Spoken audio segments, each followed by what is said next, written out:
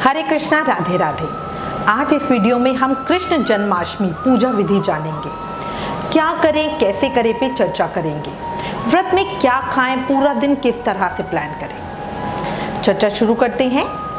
भारत के अन्य देशों में भी कृष्ण जन्म उत्सव बहुत धूम के साथ मनाया जाता है। कृष्ण प्रेमियों के लिए ये महापर्व है, साल का सबसे बड़ा त्योहार। इसे लोग पूरी आस्था और श्रद्धा के साथ मनाते हैं। पौराणिक धर्म ग्रंथों के अनुसार भगवान विष्णु ने पृथ्वी को पापियों से मुक्त कराने के लिए भाद्रपद माह के कृष्ण पक्ष की अष्टमी में मध्य रात्रि को रोहिणी नक्षत्र में देवकी और वासुदेव के पुत्र रूप श्री कृष्ण रूप में जन्म लिया। कलयुग में कृष्ण भक्ति का विशेष महत्व है। शास्त्रों के अनुसार इस दिन व्रत का पालन करने से भक्त को अंत में मोक्ष की प्राप्ति होती है। यह व्रत कामनाओं को पूर्ण करने वाला माना जाता है। इस दिन व्रत उपवास करने का विधान है। यह व्रत सभी के लिए अनिवार्य माना जाता है। कृष्ण जन्माष्टमी व्रत को व्रत राज की उपाधि दी जाती है, मतलब सभी व्रतों का राजा। इस दिन का मुख्य मकसद अपना ज्यादा से ज्यादा समय और ध्यान कृष्ण भक्ति में देना है। इस दिन उपवास के साथ ही कृष्ण भक्ति के गीतों को सुनना, भजन, इसके अलावा घर के पूजा घर, मंदिरों में श्री कृष्ण लीला की झांकियां सजाई जाती हैं। अब मैं आपको पूजा विधि बताती हूँ। यहाँ पूजा विधि में थोड़ा डिटेल में डिस्कस करना चाहती हूँ, तो अगर वीडियो थोड़ी लंबी हो तो प्लीज़ उसके लिए मैं पहले ही सॉरी कहूँगी। शुरू करते हैं। एकादशी की तरह ही जन्माष्टमी व्रत में सप्तमी की रात को खाना नहीं खाना चाहिए। अष्टमी पूरे दिन का व्रत करें, फिर नवमी को व्रत का पारण करें। पारण मतलब व्रत की समाप्ति। व्रत पारण कैसे करें इसकी एक अलग वीडियो है, उसका लिंक मैंने डिस्क्रिप्शन में दिया है। इसलिए सप्तमी की रात को खाना नहीं खाना। अब कई लोग हमें पूछते हैं कि रात कितने बजे के बाद नहीं खाना, तो हम मानते हैं कि साधक को दिन ढलने के बाद कुछ नहीं खाना चाहिए, वो उससे पहले खा सकता है। तो आप देख लीजिए, जब भी दिन ढले, दोनों समय मिलते हैं ना, जब भी दिन ढले उसके बाद से आप कुछ ना खाएं। जिस दिन जन्माष्टमी है उस दिन सुबह जल्दी ब्रह्म मुहूर्त में उठें। इस दिन पवित्र नदियों में, पोखर में या घर पर ही स्नान इत्यादि करके जन्माष्टमी व्रत का संकल्प लिया जाता है। तिल को जल में, जो काले तिल होते हैं उसे जल में मिलाकर स्नान करने का शास्त्रों में व्याख्यान मिलता है। अब वो करें, बहुत शुभ फल मिलता है। स्नान के बाद शुभ वस्त्र धारण करें, साफ सुथरे स्वच्छ कपड़े होने चाहिए। जन्माष्टमी के दिन हमारे पाप नष्ट हो और हमारी कामना पूरी हो, ऐसा सोचकर व्रत धारण करें। फिर बढ़िया पूजा की तैयारी करें। सूर्य, सोम, यम, काल, संधि, भूत, पवन, दिक्पति, भूमि, आकाश, खेचर, अमर और ब्रह्मादि को नमस्कार कर पूर्व या उत्तर दिशा में मुख करके बैठे। मतलब जब आप पूजा करने बैठे तो आपका मुंह पूर्व दिशा में होना चाहिए या उत्तर में होना चाहिए। अब सबसे पहले पूजा शुरू करने से पहले आपको ये देखना है कि आप पूजा करेंगे कहाँ। अगर मंदिर में आपके जगह है, मतलब तो वहाँ पे पूजा करें, वरना एक अलग चौकी लगाकर पूजा करें। कुछ लोग सिर्फ कृष्ण जन्माष्टमी के लिए कान्हा जी का बाल स्वरूप लाते हैं, फिर उसे बाद में विसर्जित कर देते हैं। ये गलत है। अगर आप युगल सरकार या लड्डू गोपाल या मक्खन गोपाल की सेवा पूजा नहीं करते तो सिर्फ जन्माष्टमी के लिए उनका शिव विग्रह मत लाओ, आप फोटो से उनकी पूजा करो। कई लोग कृष्ण जन्माष्टमी पे ही लड्डू गोपाल को विराजित करते हैं। वो पहली बार कृष्ण जन्म बना रहे हैं। वो पूरा दिन कान्हा जी को फल, फूल, सब्जी, अनाज में रखकर रात को सीधा उनका जन्म करेंगे। फिर अगले दिन झूला डालकर उत्सव मनाएंगे। जिनके गोपाल जी सेवित हैं वो उनका जन्म उत्सव सुबह से ही बनाएंगे, मतलब सुबह से ही उनको बढ़िया श्रृंगार तैयार करके उनको झूले पे बिठाएंगे। अब जहाँ पर भी पूजा कर रहे हो, मंदिर में या अलग चौकी लगाकर, वहाँ बढ़िया लाल या पीले रंग का कपड़ा बिछाएं। फिर सबसे पहले हम शुरुआत करेंगे, आप अर्ली मॉर्निंग ठाकुर जी को तैयार करने से करेंगे। तो लड्डू गोपाल जी को एक बड़े पात्र में रखें। स्नान कराने के लिए बड़ा बर्तन लेना है, छोटा बर्तन नहीं ले। कई लोग मैं देख रही हूँ कि छोटे कटोरे में उनको स्नान कराते हैं, जो गलत है। इतना बड़ा होना चाहिए कि ठाकुर जी के बैठने के बाद आपकी ये 4 उंगल जितना फर्क उनके चारों तरफ आना चाहिए। अब देखिए, सुबह स्नान किस तरह कराना है ये आपकी मर्जी होती है। अर्ली मॉर्निंग में जब आपको ठाकुर जी को तैयार करना है तो आपके पास ऑप्शन है कि आप उन्हें प्लेन वाटर से स्नान कराएं या पंचामृत से स्नान कराएं। पंचामृत अभिषेक कई लोग दिन में 1 बार करते हैं, कई 2 बार करते हैं। कई लोग जैसे सुबह अर्ली मॉर्निंग उनको उठा के पंचामृत स्नान कराते हैं, फिर तैयार करके पूरा दिन उनके साथ उत्सव मनाते हैं और रात को जब उनका जन्म होता है 12 बजे फिर पंचामृत से स्नान कराते हैं। कई लोग उनको सुबह प्लेन वाटर से स्नान कराते हैं, फिर रात को सीधा पंचामृत से स्नान कराते हैं। कई लोग जैसे हम पर्सनली सुबह उनको उठा के प्लेन वाटर से स्नान कराते हैं, फिर दिन में 12 बजे उनका अभिषेक करते हैं और रात को सिर्फ उनकी पूजा आरती करते हैं। ठीक है, तो स्नान अगर आप पंचामृत से करा रहे हैं तो उसका एक प्रोसेस होता है, वो मैं आपको बता देती हूँ। स्नान में पहले जल डालें, फिर दूध डालें, फिर दही, फिर शहद, फिर घी, ये इसी ऑर्डर में रखिएगा। फिर दोबारा दूध डालें, फिर दोबारा जल डालें। जल के अंदर अगर आपके पास पूरा गंगा जल है या यमुना का जल है, ठाकुर जी की सेवा में ना यमुना जल का बहुत महत्व होता है। अगर आपके पास यमुना का जल है तो आप उससे प्योर उनको स्नान करा सकते हैं, और अगर आपके पास बहुत थोड़ा सा है तो आप प्लेन वाटर लें और उसके अंदर गंगा जल या यमुना का जल डालें। अगर आप प्लेन वाटर से भी स्नान करा रहे हो तो उसे भी शंख में डाल के स्नान कराएं। उसके बाद बढ़िया फूल इत्र आदि भी स्नान में डालें। स्नान करवा कर बढ़िया मुलायम कपड़े से गोपाल जी के श्रीअंग पोंछें, फिर उन्हें बढ़िया श्रृंगार करें, नई पोशाक धारण करवाएं। इत्र सेवा करें मतलब बढ़िया इत्र लगाएं। पुष्प सेवा करें मतलब बढ़िया फूल माला उनको चढ़ाएं, फूल चढ़ाएं।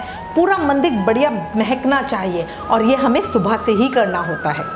दीपक प्रज्वलित करें। इसके बाद एक बार हम सुबह की पूजा करेंगे, जो हमारी नॉर्मल रूटीन की पूजा होती है, जिसके अंदर हम दीप प्रज्वलित करेंगे, धूप जलाएंगे, भगवान कृष्ण को धूप दिखाएंगे, दीप दिखाएंगे, अश्वगंध चंदन या रोली का तिलक लगाएंगे, अश्वगंध चंदन या रोली का तिलक लगाएंगे, साथ ही अक्षत का भी तिलक लगाएंगे। माखन मिश्री और अन्य भोग सामग्री अर्पण करेंगे और तुलसी का पत्ता विशेष रूप से अर्पण कीजिएगा, बहुत फलकारी होता है, बहुत अच्छा होता है, ठाकुर जी को बहुत प्रिय है। पीने के लिए गंगा जल रखेंगे। ठीक है, ये तो हो गया पूजा का एक तरीका। इसी के साथ कान्हा जी की पूजा 2 बार करी जाती है, एक बार सुबह और एक बार रात में जन्म के बाद। इसी के साथ हमें कृष्ण लीला झांकी बनानी चाहिए। माँ देवकी का एक प्रसूति गृह बनाना चाहिए, जिसमें आप माता का चित्र लगा सकते हो। प्रसूति गृह मतलब होता है लेबर रूम, जहाँ पे डिलीवरी होती है बच्चे की। ठीक है, तो यहाँ माता का कमरा बनाना जाता है। इसको रात 12 बजे से पहले, इसमें क्या होता है, आप ना एक जगह बनाइए अलग से, वहाँ पे कुछ आप नीचे घास लगा सकते हैं, कारपेट बिछा सकते हैं और उस कमरे को पर्दे से, चद्दर से या किसी भी चुन्नियों से उसको ढक दीजिए कमरे को। ठीक है, उसके अंदर माता की हम तस्वीर लगाएंगे और उस कमरे में हमें बहुत ज़्यादा लाइट नहीं करनी होती है, डिम लाइट रखनी होती है। रात को 12 बजे से पहले, अगर आप रात को जैसे अभिषेक करते हैं, हम अपने लाला का जन्म करते हैं ना, तो रात को 12 बजे से पहले आप जैसे 11 साढ़े 11 बजे आप नहाने के लिए जाएंगे, क्योंकि अभिषेक करने से पहले आपको नहाना होता है। ठीक है, तो उस समय अपने नहाने से जाने से पहले आप ठाकुर जी को उधर प्रसूति गृह में रख दीजिए, फिर नहाने के लिए जाइए, वापस आइए, पूजा की तैयारी कीजिए। ठीक रात को 12 बजे जब हमारा निषदा पूजा का समय होगा, उस समय लाला को वहाँ से निकालिए, तो ये उनका जन्म होता है। ठीक है, फिर रात को 12 बजे कृष्ण जन्म के साथ ही लाला को वहाँ से बाहर निकालें, उन्हें शंख से पंचामृत अभिषेक करवाएं, भगवान कृष्ण को शंख में जल भरकर कुशा फूल गंध डालकर अर्घ दें, नई पोशाक धारण कराएं, उनका झूला सजाएं, झूले पे बिठाएं, पूजा आरती करें। साथ ही पूजन में देवकी जी, वासुदेव जी, बलराम जी, नंद बाबा, यशोदा मैया, लक्ष्मी माता आदि के नामों का उच्चारण करें। जन्म के बाद उन्हें धनिया, शक्कर की पंजीरी, माखन मिश्री व खीर का भोग जरूर लगाना चाहिए। व्रत के दूसरे दिन व्रत का पारण करें। मंदिर में ब्राह्मणों को अन्न, वस्त्र, रजत, स्वर्ण मुद्रा, मतलब जो भी आप दान कर सकते हैं अच्छे से अच्छा वो दान कीजिए और अपने व्रत का पारण करें। जन्माष्टमी की रात में एक चीज़ ध्यान रखिए, अगर आपने निर्जल व्रत रखा है तो सुबह ठाकुर जी का चरणामृत पी के अपना व्रत खोलें। अगर आपने फलाहार का व्रत रखा है तो फिर अन्न खा के व्रत खोलेंगे सुबह अगले दिन। ठीक है, जन्माष्टमी की रात्रि में जागरण कीर्तन किए जाते हैं। अर्धरात्रि के समय शंख से, घंटों से, घंटा बजा के, नाद से श्री कृष्ण जन्मोत्सव को मनाया जाता है। रात्रि में भगवान के जन्म के समय ना जोर जोर से शंख बजाया जाता है, घंटा, मृदंग, अन्य वाद्य यंत्र जो भी आपके पास हैं उन सबको बजाकर जोर से आवाज़ करके तब भगवान का जन्मोत्सव मनाया जाता है। रात 12 बजे घर के बाहर थाली चम्मच से बजानी चाहिए, शंख नाद करना चाहिए, घंटी बजानी चाहिए। इस चीज़ का स्पेशली ध्यान रखें, लाला का जन्म हुआ है। आप देखिए एक सांसारिक रूप में भी जब घर में किसी लड़के का जन्म होता है ना, तो घर के बाहर थाली बजाई जाती है, घर की लड़कियां बजाती हैं, घर के बाहर मतलब आंगन में कह लीजिए या टेरेस पे कह लीजिए या बालकनी में कह लीजिए, वहाँ पे ज़ोर ज़ोर से थाली बजाई जाती है, जिससे सबको पता चल जाता है कि घर में बच्चे का जन्म हुआ है। और उसी के बाद से बधाई गान शुरू होते हैं। इस दिन निराहार व्रत कर कृष्ण के नाम का जाप करना चाहिए। पंडितों के अनुसार इस दिन रात्रि के समय श्रीमद् भागवत गीता का या श्रीमद् भागवत महापुराण का पाठ करें, कृष्ण लीला का श्रवण करें, उनका मनन करें, अपने मन में सोचें कि ठाकुर जी क्या कर रहे होंगे, किस तरह कर रहे होंगे, मतलब अपने मन में इमेजिनेशन पूरा दिन रखें। ठीक है। जो भक्त बाल गोपाल की सेवा नहीं करते, उनके पास युगल जोड़ी है या शालग्राम जी है, वो उनका अभिषेक कर सकते हैं। भगवान शालग्राम का भी दूध, दही, शहद, यमुना जल, गाय का घी आदि से बढ़िया अभिषेक करें। श्री कृष्ण पूजन में यमुना जल का विशेष महत्व होता है। घर और पूजा घर को पहले ही सजा कर रखें। अब जो विधि सुबह की मैंने आपको बताई है, उसी तरह हम रात को भी बढ़िया उनकी पूजा करेंगे, आरती करेंगे, भोग लगाएंगे, आरती करेंगे, फिर प्रसाद सब में बांटेंगे। ठीक है। अब जो पूजा विधि बताई है, इसे करने के कुछ बातों पे पहले ही विचार कर लो, मतलब आपको पहले से क्या क्या चीज़ें सोच के रखनी है। ठीक है। पहले तो आप ये सोच के रखो कि आपको अपना जो ये कृष्ण जन्मोत्सव है उसको सबसे स्पेशल कैसे बनाना है। ठीक है। ये चीज़ें आप पहले से प्लान करके रखोगे। मालाएं कितनी करनी है, गीता का पाठ करना है, अगर आप चाहें तो घर में कीर्तन करवा सकते हैं, झांकी बना सकते हैं, बच्चों से कृष्ण लीला करवा सकते हैं। कृष्ण जन्माष्टमी जो होता है बहुत महान दिन होता है। इस पूरे दिन का ज़्यादा से ज़्यादा सदुपयोग करें। पूरा दिन भक्ति, सेवा, कीर्तन, नाम जाप में लगाएं। घर में कीर्तन का आयोजन करें या मंदिर में होने वाले कीर्तन में ज़रूर जाएं। अब एक है कि भोग क्या लगाना है और किस किस टाइम भोग लगाना है। तो भोग में धनिये की पंजीरी ज़रूर लगाएं। इसमें सूखे धनिये को पीस कर, भून कर मेवा और बूरा और खांड डालकर पंजीरी बनाएं।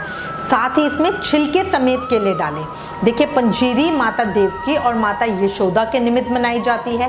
साथ ही छिलके वाले केले के लिए ना कहानी आती है, जिसमें विदुरानी भगवान को प्रेमवश गलती से केले के छिलके खिलाती है। इसी भाव के साथ हम उसके अंदर पूरा जो केला है उसे पूरे टुकड़ों में काट के वो डालते हैं। याद रखें, माता यशोदा माता देवकी जापे में है, इसलिए उनके निमित्त गुड़ की पात, गुड़ की बर्फी, धनिये की बर्फी, पंजीरी, नारियल लड्डू, मेवा लड्डू ज़रूर बनाएं।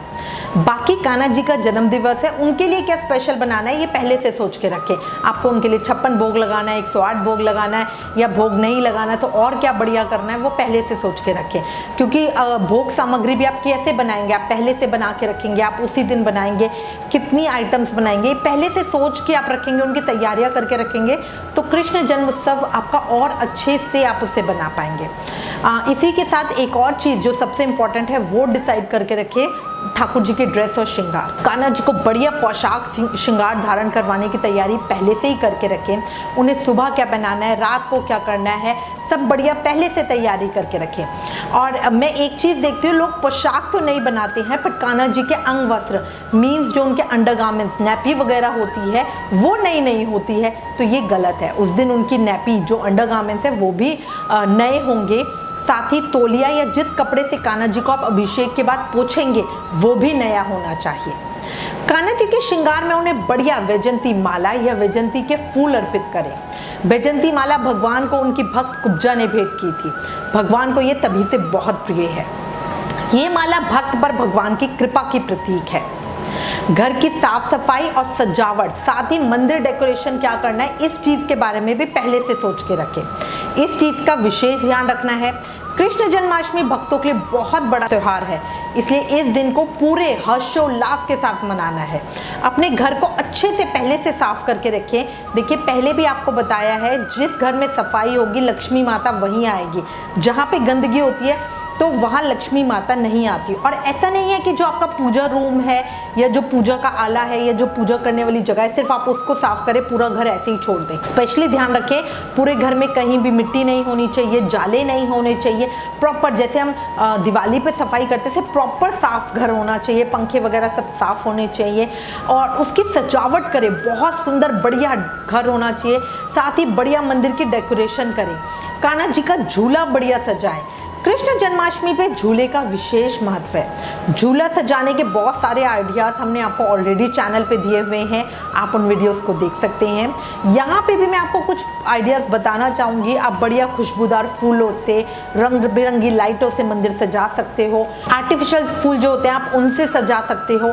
खिलौनों से, चॉकलेट से बढ़िया मंदिर सजा सकते हो। बढ़िया तुलसी जी की माला या ड्राई फ्रूट माला बनाओ और भगवान को अर्पित करो। छठी उत्सव के बाद ये सब चीज़ें जो भी आप चॉकलेट, खिलौने या ये माला और ये सब रख रहे हैं, ये सब बच्चों को बांटते हैं। इस तरह से आप जो भी करना चाहते हो ना, उसकी तैयारियां पहले से ही करके रखना। कुछ लोग तो उस दिन सोच रहे होते हैं, जो बिल्कुल गलत होता है। ठीक है, कुछ और ध्यान रखने वाली बातें हैं जो आपको बताना चाहूँगी। कहीं कहीं खीरे में शालग्राम जी या सिक्का रख कर रात 12 बजे खीरे को फोड़कर उनका जन्म कराते हैं। ये प्रतीकात्मक रूप होता है, जैसे गर्भ से बच्चा निकला। पर हमारे कान्हा जी तो ना गर्भ में रहे हैं, वो तो योग माया के साथ सीधा प्रकट हुए हैं। इसलिए पर्सनली हम इसे फॉलो नहीं करते। जिनके परिवारों में ये प्रथा है या जो पहले से करते आ रहे हैं, वो उसको कंटिन्यू फॉलो करें। याद रखें, रात को या दिन में जब भी अभिषेक कराओ, उससे पहले खुद स्नान जरूर करें, फिर कान्हा जी का बढ़िया अभिषेक करें। पूरी पूजा विधि में पूरा दिन कान्हा जी को याद करते रहें। अगर आप दीक्षित हो या जिस मंत्र से भी आप डेली में नाम जाप करते हो, वो मंत्र आप पूरा दिन बोलते रहें। अगर दीक्षित नहीं हो, नाम जाप नहीं करते, तो किसी भी कृष्ण मंत्र का जाप करें। जय श्री कृष्णा बोलते रहें, जय श्री कृष्णा, जय श्री कृष्णा, जय श्री कृष्णा, जय श्री कृष्णा, या ओम नमो भगवते वासुदेवाय, ओम नमो भगवते वासुदेवाय, ओम नमो भगवते वासुदेवाय। इस तरह आपको कंटिन्यूस बोलते रहना है। ओम श्री कृष्णाय शरणम मम, ओम केशवाय नमः। महामंत्र का हरे कृष्ण कृष्ण कृष्ण हरे हरे, हरे राम राम राम हरे हरे, इसका जाप कर सकते हैं। श्री कृष्ण गोविंद हरे मुरारी, हे नाथ नारायण वासुदेवा। ये किसी भी जो भी आपका कृष्ण मंत्र है उसका आप जाप कर सकते हैं। अगर आप दीक्षित हैं और आपको कोई गुरु मंत्र मिला हुआ है, तो आप उसका भी पूरा दिन जाप कर सकते हैं। ऐसा नहीं है कि वो कृष्ण मंत्र नहीं है तो क्या हम क्या करें, आप अपने गुरु मंत्र का भी जाप कर सकते हैं। कृष्ण जन्माष्टमी के अगले दिन नंद उत्सव जरूर बनाएं। बच्चे के पैदा होने के बाद गाए जाने वाले सोहर गीत गाएं। कृष्ण जन्माष्टमी के अगले दिन नवमी पर गोगा नवमी होती है। इसी दिन राखी उतारी जाती है। साथ ही योग माया की पूजा होती है। माँ भगवती की पूजा करके ब्राह्मणों को दान दक्षिणा दें और अपने व्रत का पारण करें। आपको पता ही है, जब कान्हा जी का हुआ था उसके बाद अगले दिन जब कंस आया था, तब योग माया ने ही अपने बल से उनको संदेश दिया था। तो योग माया का, माँ भगवती का जरूर पूजन करें। कृष्ण जन्माष्टमी के अगले दिन नवमी को ही दही हांडी उत्सव भी बनाया जाता है। श्री कृष्ण गोपियों को आनंद देने के लिए उनके घर से मक्खन चोरी करने की लीला करते थे। दही हांडी उत्सव भी इसी का प्रतीकात्मक रूप है। इसमें एक दही से भरी या मक्खन मिश्री से भरी मटकी को ऊंची रस्सी पे बांध दिया जाता है। बच्चों को वो ऊपर चढ़कर, वो बच्चे आपस में जैसे 6 बच्चे नीचे खड़े हुए पिरामिड बनाते हैं और उसमें एक बच्चा ऊपर चढ़ के उस मटकी को फोड़ता है। वो मटकी हमें हाथ से ही फोड़नी होती है। जो बच्चे तोड़ पाते हैं, जो भी टीम बच्चों की तोड़ पाती है, वही विजेता होती है और उसे प्राइज भी मिलता है। ये इस प्रतियोगिता का ना कई जगहों पे आयोजन होता है। मुंबई में ये बहुत फेमस है। एक और बात का ध्यान रखें, अष्टमी वाले दिन नारियल ना फोड़ें। कई लोग व्रत के लिए नारियल की बर्फी या लड्डू बनाते हैं। उसके लिए या तो आप नारियल के चूरे का प्रयोग करें या नारियल पहले दिन फोड़कर घिसकर रखें। अगर आप 56 या 108 भोग लगाना चाहते हैं तो कान्हा जी को उसकी तैयारी 2-3 दिन पहले से ही करके रखें। जो चीज़ें खराब नहीं होती उन्हें पहले से बना कर रखें, जैसे लड्डू, मट्ठी, बर्फी, कचौड़ी आदि, और बना के ऐसी जगह पे रखें जहाँ पे किसी के हाथ ना लगे। झूला सेवा में याद रखें, लाला जन्माष्टमी से लेकर छठी उत्सव तक झूले पर रहते हैं, फिर सिंहासन पर आते हैं। पर झूले का मतलब ये नहीं कि उन्हें 24 घंटे झूले पर ही बिठा के रखेंगे। उन्हें सुबह नहलाकर श्रृंगार करके झूले पे बिठाएं, उन्हें हाथ से रस्सी खींच कर झूला झुलाएं, उन्हें लाड लड़ाएं, फिर रात को बेड पर ही सुलाएं। कुछ भक्त उन्हें रात को भी झूले पर ही छोड़ देते हैं, जो सही नहीं है। झूले पर लाला रात को कैसे सोएंगे, आप खुद सोचो। इसी में एक और हमारी आती है भोग सेवा। कान्हा जी को बढ़िया भोग सेवा करें। आप चाहें तो 56 या 108 भोग लगा सकते हैं, ये कंपलसरी नहीं है कि आप बढ़िया जो भी आप घर में बना सकते हैं वो बनाएं। कई बार क्या होता है, देखिए, अगर आपका कोई गेस्ट आने वाला है या आप कोई पार्टी रख रहे हैं घर में, तो आप चाहेंगे कि जो भी चीज़ें आप बेस्ट बनाते हो वो उस दिन बनाओ। यही चीज़ आपको कान्हा जी के लिए करनी है। उस दिन हम अन्न नहीं खाएंगे बट कान्हा जी खाएंगे। कान्हा जी का व्रत नहीं होता। कई लोग कान्हा जी को अन्न का भोग नहीं लगाते, सिर्फ फल का भोग लगाते हैं। वो छठी तक कान्हा जी को अन्न का भोग ही नहीं लगाते हैं, इस धारणा के साथ कि अभी बालक का जन्म हुआ है, छठी माता पूज कर ही उन्हें अन्न खिलाएंगे। पर हम इस धारणा के साथ नहीं हैं। कान्हा जी हमारे सेवित है, हम अन्न खाएं और उन्हें फल खिलाएं सही नहीं है। बाकी साधक की अपनी मर्जी है और उसकी रीत है कि कैसे उनके घर में फॉलो होता है। एक हमारे पास क्वेश्चन आता है, व्रत में क्या खाएं? देखो, कृष्ण जन्माष्टमी व्रत निराहार करने का विधान है, मतलब बिना कुछ खाए पिए। कई लोग निर्जल भी व्रत करते हैं, पर जैसा कि कलयुग है, लोग रह नहीं पाते, साथ ही उत्सव भी बनाना है, इसलिए आपको कुछ नियम बता रही हूँ। आप अपनी सुविधा और शरीर के अनुसार कुछ भी चुन सकते हैं, पर ध्यान रखें किसी भी स्थिति में अन्न नहीं खाना। अन्न अगले दिन सुबह रोहिणी नक्षत्र और अष्टमी तिथि खत्म होने के बाद ही खाना है। खाने के साथ इस व्रत में टाइमिंग का भी ध्यान रखना होता है। जैसे अगर आप बिना खाए नहीं रह सकते हो तो कम से कम शाम के 4 बजे के बाद ही कुछ खाए पिए।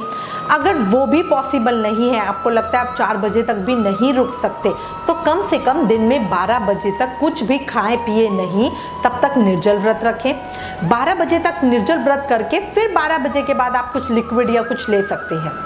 अब इसमें हमारे व्रत नियम क्या क्या होते हैं? पहला होता है सिर्फ लिक्विड व्रत। अगर आप सिर्फ लिक्विड व्रत लेते हो तो 12 बजे के बाद से पूरा दिन आप कुछ भी लिक्विड ले सकते हो, जैसे पानी, दूध, लस्सी वगैरह। फ्रूट व्रत, अगर आप सिर्फ लिक्विड पे व्रत नहीं रह सकते हो तो आप हल्का व्रत फ्रूट ले सकते हो। फ्रूट चाट हो गई, ड्राई फ्रूट्स हो गए। इसमें भी आप देखते हो कि नमक के साथ खाने हैं या बिना नमक के खाने हैं। कई लोग ड्राई फ्रूट्स की नमकीन बना के खाते हैं। अगर आप चाहें तो दिन में एक बार नमक ले सकते हैं, व्रत वाला सेंधा नमक। लोग इसमें फ्रूट, ड्राई फ्रूट, व्रत बर्फी जो खोए से बनती है वो खाते हैं। इसमें आप कुछ भी कूटू सिंघाड़े के आटे से बना नहीं खाएंगे। कई लोग रात को व्रत खोलने की कोशिश करते हैं बट वो सही नहीं है। रात 12 बजे से पहले जब तक कृष्ण जन्म नहीं होता तब तक नहीं खाना। व्रत कब खोले भी एक चर्चा का विषय है। व्रत कई लोग रात को भगवान की पूजा आरती करने के बाद कूटू के आटे से बना खाना खाकर खोल लेते हैं। कई व्रत का पारण सुबह करते हैं, इसलिए ये नियम भी आपके ऊपर है, आप क्या नियम लेना चाहते हो। हम पर्सनली इसकी सलाह नहीं देते। अगर आप में क्षमता है तो रोहिणी नक्षत्र खत्म होने के बाद ही व्रत का पारण करें। ब्रह्मवैवर्त पुराण में कृष्ण जन्माष्टमी व्रत महिमा का वर्णन है।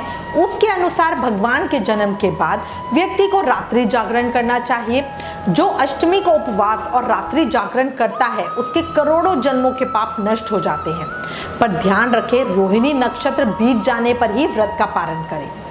ब्रह्मवैवर्त पुराण के अनुसार श्री कृष्ण जन्माष्टमी के दिन भोजन करने वाला, अन्न खाने वाला घोर पापों के भागी होते हैं। जो उपवास करने में असमर्थ हो, मतलब कोई बीमार हो, जिसकी हालत ज़्यादा खराब हो, वो एक ब्राह्मण को भोजन करावे या उतना धन उसको दे दे जितने में वो 2 बार आराम से भोजन कर ले। इसलिए कुछ भी स्थिति हो, कोशिश करें जन्माष्टमी पे अन्न बिल्कुल ना खाएं। अगर बीमार है, दवाई लेनी है तो व्रत फूड खा लें। मैं उम्मीद करती हूँ इस वीडियो में दी गई जानकारी आपके लिए उपयोगी होगी।